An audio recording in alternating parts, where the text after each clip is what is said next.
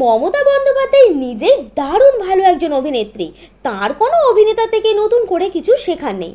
মুখ্যমন্ত্রী মমতা বন্দ্যোপাধ্যায়কে অনেকটা এই ভাষাতেই বিঁধলেন সদ্য দাদাসাহেব ফালকে পাওয়া মিঠুন চক্রবর্তী। নিজের জীবনের স্মৃতি ঘাঁটতে গিয়ে মিঠুন বলেন, জীবনে না পাওয়া থাকবেই, না পাওয়া ছাড়া জীবন হয় না। ভারতের প্রধানমন্ত্রী নরেন্দ্র মোদীর ব্যক্তিগতভাবে প্রশংসা করার পাশাপাশি টলিউড ইন্ডাস্ট্রির প্রতিটা ব্যাপারে রাজনৈতিক হস্তক্ষেপেরও কড়া নিন্দা করেন এমএলএ ফাটাকেষ্ট। তিনি নিজে এই বিষয়টাকে তীব্র অপছন্দ করেন বলেও জানান বাঙালি বাবু। তিনি নিজে সুইচ অফ সুইচ অনে বিশ্বাসী। প্রায় সকলেই জানেন মিঠুন বর্তমানে ভারতীয় জনতা পার্টির একনিষ্ঠ সমর্থক।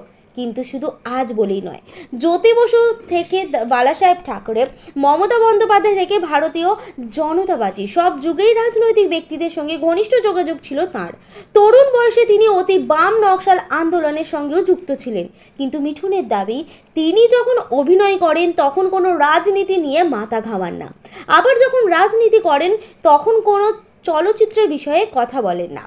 দীর্ঘ কেরিয়ারে বহু উত্থান পতনের মধ্যেও নিজের এই প্রিন্সিপাল বহন করে চলেছেন বলেই জানান মিঠুন বর্তমানে ভারতীয় চলচ্চিত্রের সর্বোচ্চ সম্মান দাদাসাহেব ফালকে পুরস্কারে ভূষিত। প্রসেনজিৎ চট্টোপাধ্যায় থেকে দেবশ্রী রায় থেকে প্রযোজক, পরিচালক প্রায় প্রত্যেকেরই তাঁর এই পুরস্কার প্রাপ্তির ভূয়সী প্রশংসা করেছেন। এমনই সেলিব্রিটির প্রতি মুহূর্তের হাড়ির খবর তাড়াতাড়ি আপনাদের কাছে পৌঁছে দিতে বদ্ধপরিকর টাইমলাইন ক্রিয়েশন। আপনাদের কেমন লাগে মহাগুরু মিঠুন চক্রবর্তীকে? মন্তব্য করে জানান আমাদের মন্তব্যের বাক্সে।